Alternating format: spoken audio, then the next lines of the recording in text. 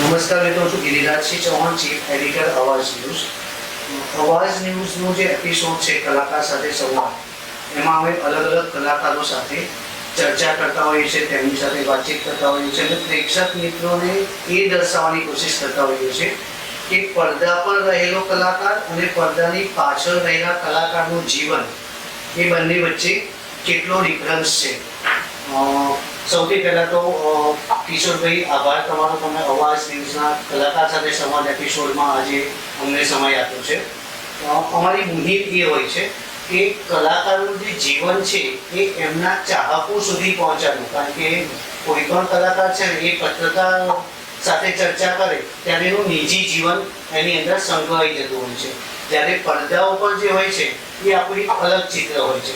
તો આપણે આજે આ પોડકાસ્ટ થ્રુ તમારા વ્યુઅર્સ, તમારા ચાહકોને તમારા જીવન વિશે કેટલીક બાબતો પણ દર્શાવવાની કોશિશ કરીશું. કિશોરભાઈ ઠક્કર, એમની આપણે વાત કરીએ તો પોતે રાઇટર છે.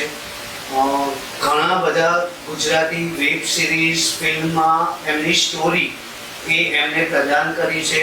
લગભગ મને ખ્યાલ છે ત્યાં સુધી આપણે વાત કરીએ તો 6,000-7,000થી વધારે સ્ટોરી આપે લખી છે અને એમાંથી ઘણી બધી સ્ટોરી તો એટલી બધી ફેમસ થઈ છે કે તેની સિરીઝ ચાલે છે.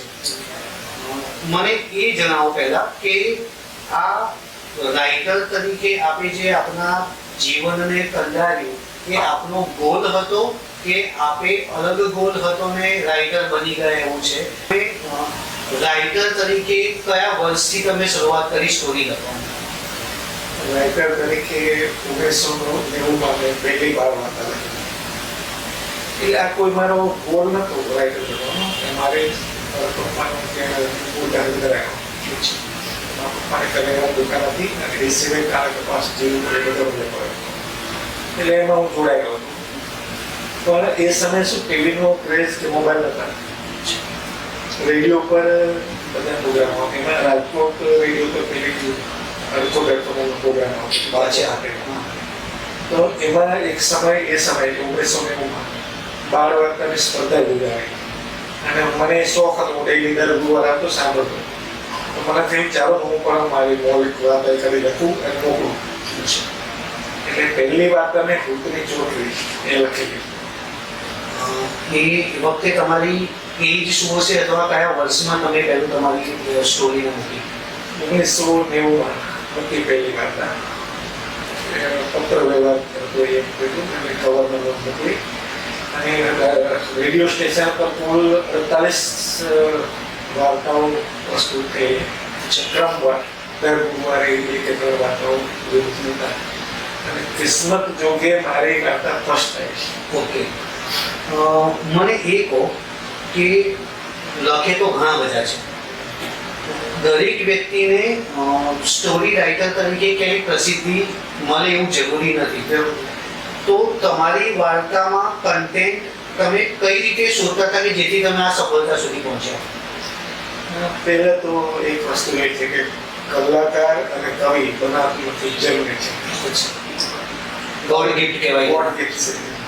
અને ઘણી વાર તો એવા કોન્સેપ્ટ લખીને તો મને એમ થાય કે હું મેં લખ્યું છે કોન્સેપ્ટ, હવે એક ગૂગલ ટાઈપ થઈ ગયું કે ખાલી ટાઇટલ વિચારતા તરત આખું કોન્સેપ્ટ મળી જાય. હા, એટલે પેલું કહીએ ને, પેલું એક આપણે એક વસ્તુ કહીએ કે રોજ ઓફિસેથી ઘરે જતા હોઈએ અને અચાનક જ એવી કન્ડિશન થાય, આપણે નહીં વાતોમાં મશગુલ હોઈએ અને અચાનક રસ્તો આવે એટલે ટર્ન લઈ લઈએ. તો એ જે પરિસ્થિતિ છે એ હવે તમારા માઇન્ડમાં થઈ ગઈ કે તમને કોઈ શીર્ષક આપે તો સ્ટોરીનો એન્ડ લખાઈ ગયો. તરત જ આખી વાર્તા પૂરી બની કે આના પર આ જ વાર્તા બની. સાચી. મેં જ્યાં સુધી મને ખ્યાલ છે ત્યાં સુધી એવું છે કે તમને ઘણા બધા એવોર્ડ્સ મળ્યા છે. તો એ એવોર્ડ્સ તમારા કયા કાર્યને લીધે અથવા તો કઈ સ્ટોરીના લીધે મળ્યા છે? એવું કઈ સ્પેસિફિક સ્ટોરી સ્પેશિયલ સ્ટોરી માટે નથી મળ્યા. પહેલો એવોર્ડ મને 10 સ્ક્રિપ્ટો પૂરી થઈ ત્યારે વિકા બુક ઓફ પછી મારી 5-10 સ્ક્રિપ્ટો પૂરી થઈ ત્યારે મને મુખ્યમંત્રી ભૂપેન્દ્રભાઈ તરફથી ગુજરાતી એવોર્ડ મળ્યો. પછી સાહિત્ય અકાદમીમાં હું મારું સાહિત્ય પણ મોકલતો. ફિલ્મ રાઇટિંગ સિવાય એ પણ કરતું, ગીતો, ગઝલો, લઘુકથાઓ, નવલકથા. તો એના તરફથી પણ મને આ 2024માં ગુજરાત સાહિત્ય અકાદમી એવોર્ડ મળ્યો. લિંક બુક એવોર્ડ તમને જ્યારે પહેલો એવોર્ડ મળ્યો એ વખતની તમારી ફિલિંગ શું હતી? બહુ જ કારણ કે આપણે કલ્પના પણ નથી કરી કે હું આજ સુધી પહોંચીશ, મને એવોર્ડ મળશે, એ પછી આવા મોટા એવોર્ડ. મને એ કહો કે તમે જે સ્ટોરી લખી છે એ સ્ટોરીમાં એવી કઈ સ્ટોરી છે જે દર્શકોને તો બધી જ ગમતી હશે, પણ મને એ વસ્તુ જાણવી છે કે તમારા હાર્ટને ટચ કરે એવી સ્ટોરી કઈ, તમારી સ્ટોરીમાંથી કઈ સ્ટોરી છે જે તમને અતિ પ્રિય છે? તો ઘણી બધી હાર્ટ ટચિંગ સ્ટોરી છે અને એ મને બહુ સુજેસ્ટ લખવું પણ છે. પણ 2 વર્ષ પહેલા મુંબઈમાં એક ચેનલમાં હિન્દી વેબસાઇટ ચાલતી હતી. એમાં મને શ્રવણ નામની એક નાનો શોખ ફિલ્મ હતી. એમાં એક દીકરો છે, મા બાપ જે ગામડે રહેતા હોય છે, એમ મમ્મી પપ્પા એની પાછળ ભણાવવા કે આગળ ખૂબ જ ખર્ચો કરેલો. છેલ્લે મમ્મી પપ્પા એનું ઘર પણ વેચી નાખે, દીકરાને શહેરમાં મકાન લઈ દેવા માટે. આ તે છોકરો જે છે ને પપ્પા મકાન લઈ લીધું છે, હું થોડા દિવસ પછી તમને આરામ કરી દઈશ. એ છોકરો ગાયબ થઈ જાય, કયા શહેરમાં રહે છે, કેવા મકાન એની કોઈ જાણ નથી. અને આ બાજુ મમ્મી પપ્પાએ મકાન વેચી લીધું, એટલે ખાલી કરવું રસ્તા ઉપર આવી ગઈ. આ ટચિંગ સ્ટોરી હતી. દીકરાએ મા બાપ સાથે પણ આવો વિશ્વાસ કર્યો. અત્યારના જીવન સાથે સંકળાયેલી, પ્રસંગો સાથે સંકળાયેલી, ફેમિલી પ્રસંગો જે છે એની સાથે સંકળાયેલી સ્ટોરી તમે લખતા હો છો. તમે જે સ્ટોરી લખી અત્યારે કોમેડી સિરિયલમાં બી બહુ વધારે ફેમસ થઈ છે. તમે જીતુ મંગોની એક વાત કરી, વેબ સિરીઝ તમે બનાવી, તમે લખેલી છે જીતુ મંગોની. તો આવી કેટલી એપ્રોક્સ વેબ સિરીઝ ચાલતી હશે જે તમારી સ્ટોરી ઉપરથી? તેને લગભગ 12 જેટલી સિરીઝો ચાલે છે. અલગ કોમેડી છે, પછી ઇમોશનલ છે, ફેમિલી કહાની, કોઈ સસ્પેન્સ થ્રિલર છે. 22 જેટલી સિરીઝો ચાલે છે. તમે મને 2-5 નામ આપી શકો સ્ટોરીના કે જે અત્યારે રનિંગ હોય કે આવી ચૂકી હોય? એક તો જીતુ મંગુ છે, ટુંગી નામની એક નાની બાળકીને લઈને રચિત કરી રહ્યા છે. પછી મમતા સોનીવાળી મમતા પોતાની કોમેડી કરી રહ્યા છે. અચ્છા. એ પણ તમારી ચાલે છે. પછી સુરતમાં 4 સિરીઝો મારી ચાલે છે. ફેમિલી ડ્રામા એના પર આધારિત છે. તમારો ફ્યુચર ગોલ શું છે? ફ્યુચર ગોલમાં તો બસ જે મેં નહોતું એ ધાર્યું એ મને મળી ગયું હતું. આટલી બધી પ્રસિદ્ધિ, આટલા મોટા એવોર્ડો, બસ હવે કામ ચાલ્યા કરે છે. તમે તમારી જે સ્ટોરી છે એને કોઈ ડ્રામા કે વેબ સિરીઝ પૂરતી લિમિટેડ રાખશો કે તમારું ફિલ્મમાં પણ ઇન્ટ્રોડ્યુસ કરવાનું કોઈ ઈરાદો હું તમે? ફિલ્મો પણ લખું છું. આ વર્ષમાં મેં લગભગ 4 થિયેટર ફિલ્મો લખી. હજુ પણ આગળ વાતચીત ચાલે છે. ફિલ્મો પણ લખી હતી.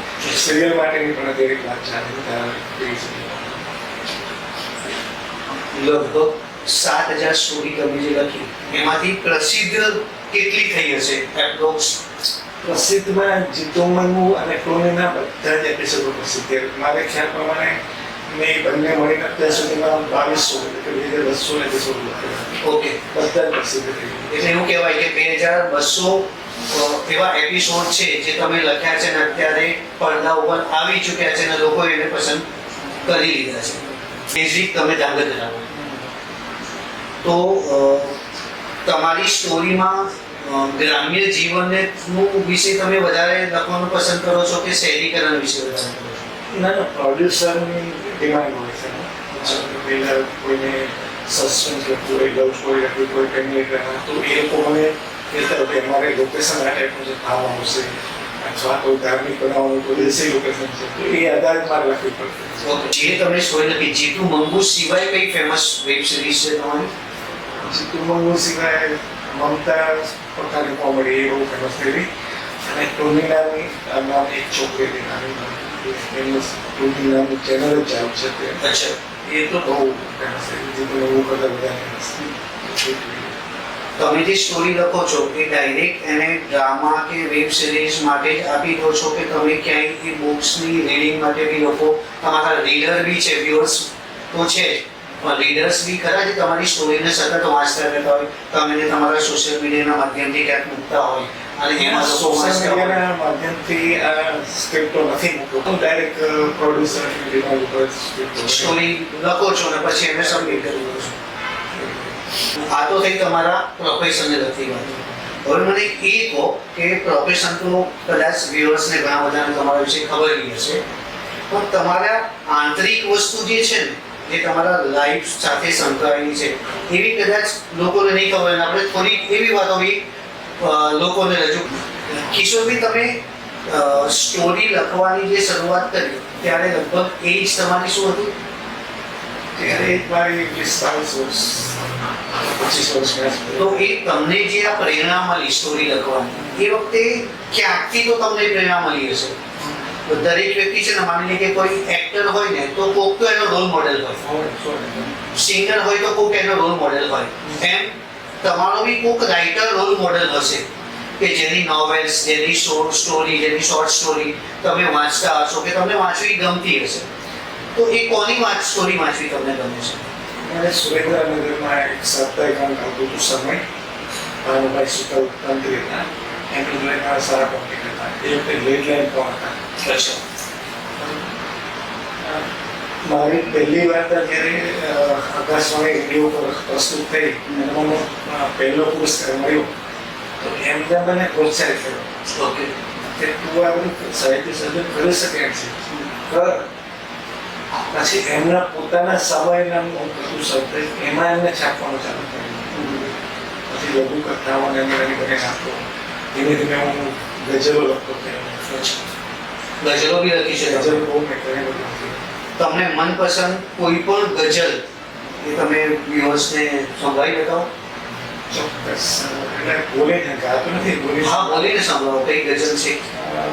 મેં ઘણી બધી અલગ અલગ વિષયો પર લખેલું છે. પ્રણયરંગી છે, કોઈ ગુરુ નિવેદના હોય છે, પણ મેં ગાંધીજી આપણા રાષ્ટ્રપિતા છે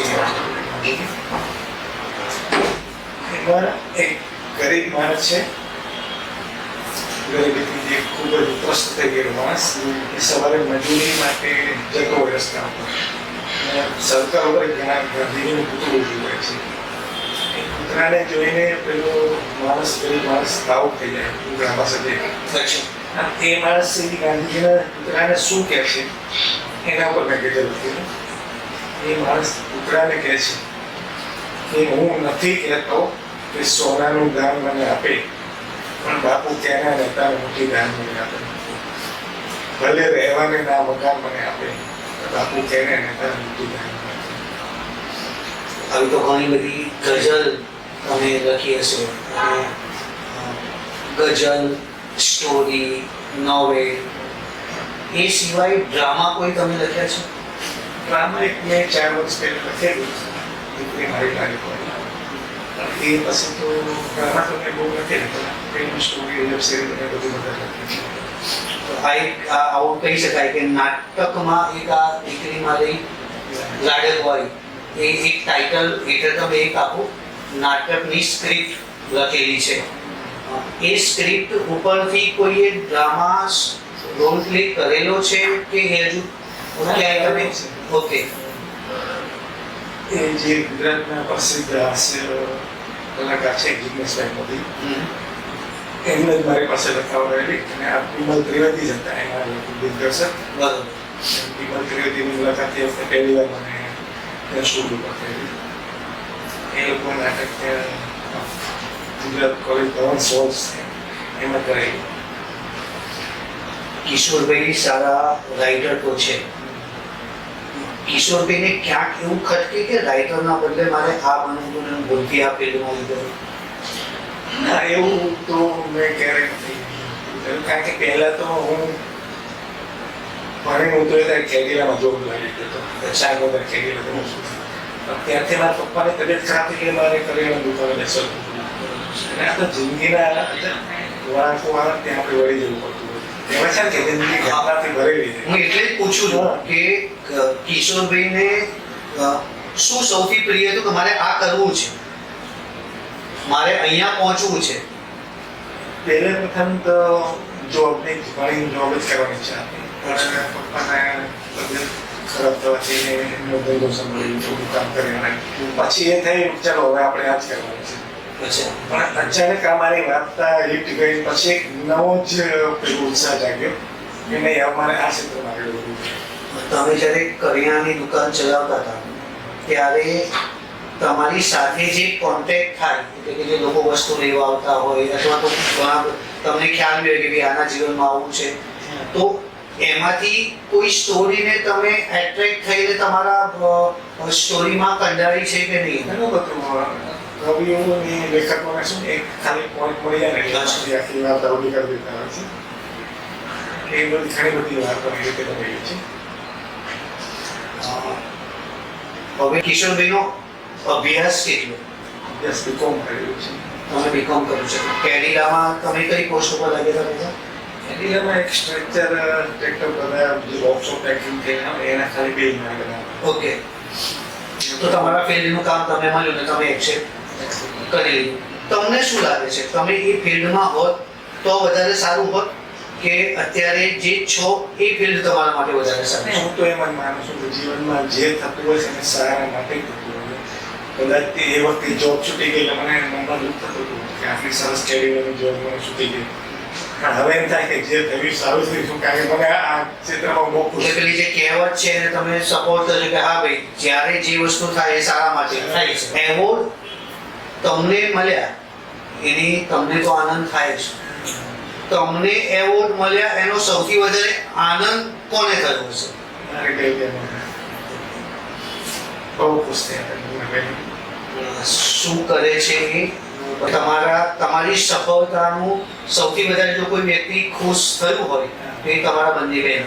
હજુ એક તમારો પર્સનલ ક્વેશ્ચન હું તમને પૂછું કે તમને ગીતોનો શોખ છે, તમે ગીતો સાંભળતા બી રહો છો, તો એવું કયો સિંગર છે કે તમને એવું થાય કે મારે આની જોડે ગીત ગાવાનું થાય તો હું મારા જીવનને ધન્ય સમજુ?